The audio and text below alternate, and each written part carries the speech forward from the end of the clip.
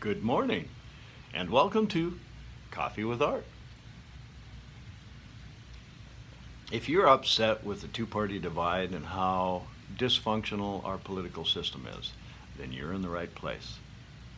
I'd like to start a national conversation about how to change the system to make it more like it was when the Constitution was first initiated in 1787. There were no political parties. There were no lobbyists, there were no political action committees.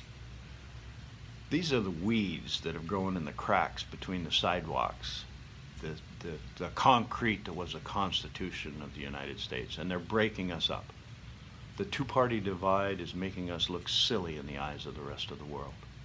And yet I don't hear a discussion, besides this one, where we're talking about alternatives and talking about making a change. I've been thinking about this for 40 years. I left working directly in politics when I was 25 years old, and 65 years old I finished my book, Political Cocaine: How America Got Hooked on the Two-Party System and How to Intervene. So I certainly hope you will consider that. But more important than the book itself, to me, are the ideas. This nation was instituted without political parties specifically because the colonists and the people at the time of the Constitutional Convention thought political parties were evil. Personally, I believe the colonists to have been correct, and I think we're seeing the results of that right now. We have the consolidation of power to two political parties, and now they're at war, and now we no longer have discussions, we have arguments, and they shoot back and forth and they don't listen to each other. I'm sick of it. So let's discuss. We need to discuss some of the terms that have been oversimplified because the political parties want you stupid, okay? They want to oversimplify things so that you will just hang on to a few key items and jump on the bandwagon and destroy that evil other party. Well, I got news for you. That evil other party, regardless of which side you're on, is financed by the exact same people. Because the smart money in this country, and that's big money, they contribute to both parties. Because it doesn't make any difference to them whether the Democrat or the Republican wins, they've got access to both. They've contributed to both campaigns. So when the key legislation comes up, they can walk right into those senators and representatives' office on a first-name basis, and they know they will be heard because they give the money. So, we need to have a discussion of how to change it. One of the things that has become so polar is the oversimplification of the economics. It's either capitalism or socialism. How stupid! Now, these are two tremendous forces, but they're not the only ones. My personal preference, my personal choice, is free enterprise, and that is not the same as capitalism.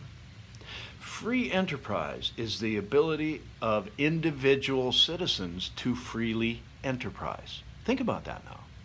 The ability of individual citizens to freely enterprise.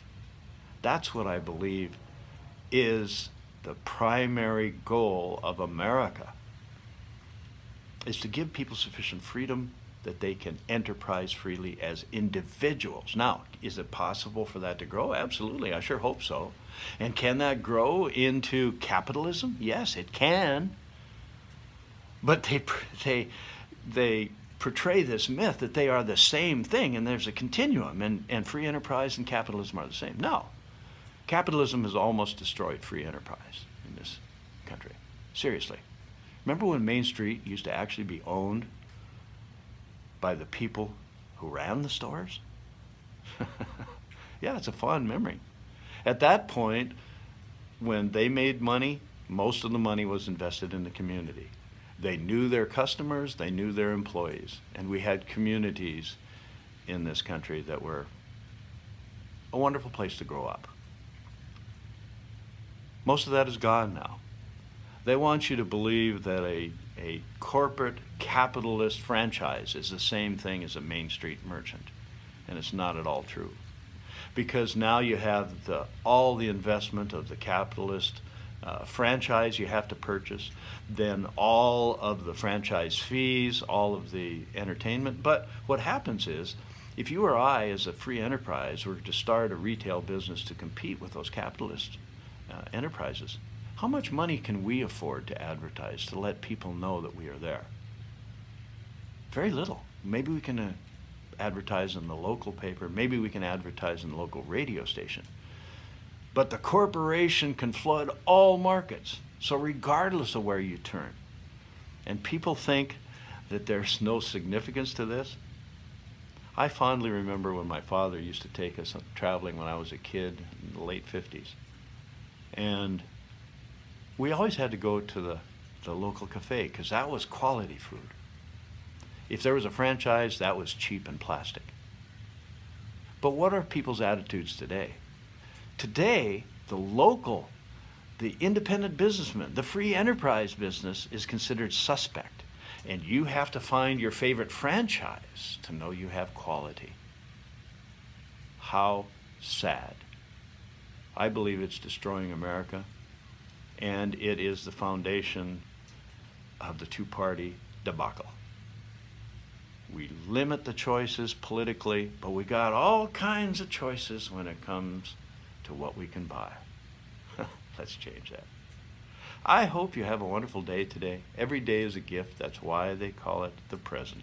I hope you can unwrap your present with somebody special today and have a discussion. Have a great day.